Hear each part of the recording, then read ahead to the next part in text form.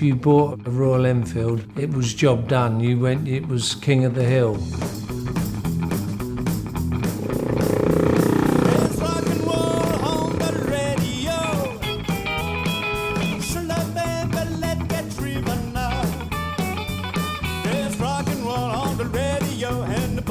The origins of the Royal Enfield Continental GT 250, not only was it the best handling, but it was the fastest and lightest, and I think best looking available in the UK.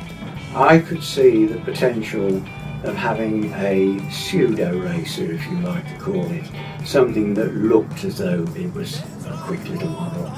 And I approached the managing director at the time, suggested that we ought to do things like putting a more racy looking petrol tank, clip-on bars, etc. And he said, right, build one up.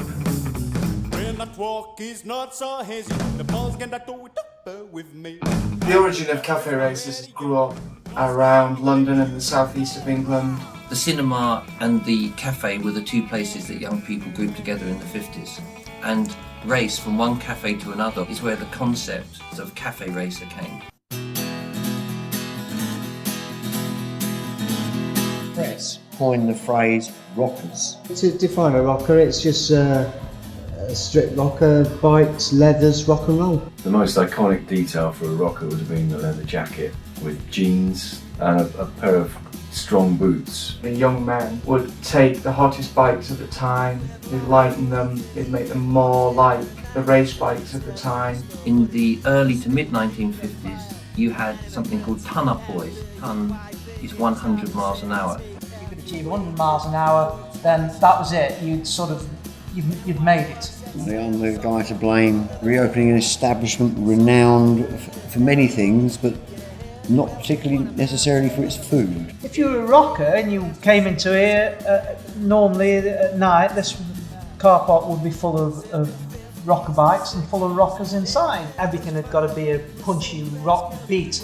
Elvis, G. Vincent, Eddie Cochran. Because we weren't so much into dancing. I mean, motorcycles have meant rebellion for 100 years or more. What are you gonna do?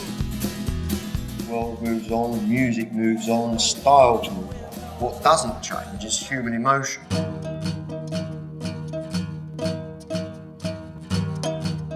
We approached Harris Performance and Xenofia for their support in this project. We sat down and designed the actual geometry, which is fork angle, trail, wheelbase, seat height, type of suspension movement, positioning of engine, gearbox sprocket position, crankshaft centre. You needed that clip-on, head-down, racing position to look authentic and correct, but at the same time the bike had to have enough suitable manoeuvrability within Indian traffic to be able to zip in and out of two stationary vehicles. And we build what we call a rough, which is a tubular structure which resembles the finished article. We also would like to have an engine to be lightest, fastest and powerful engine. The powertrain, the engine has to reflect that kind of a character.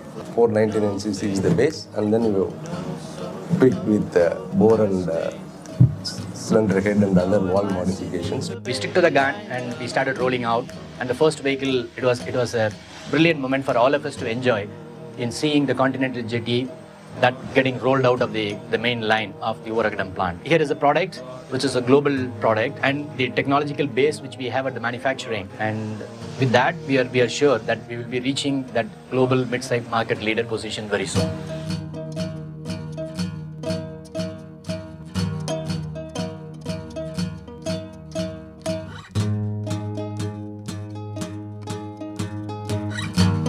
You should enjoy it.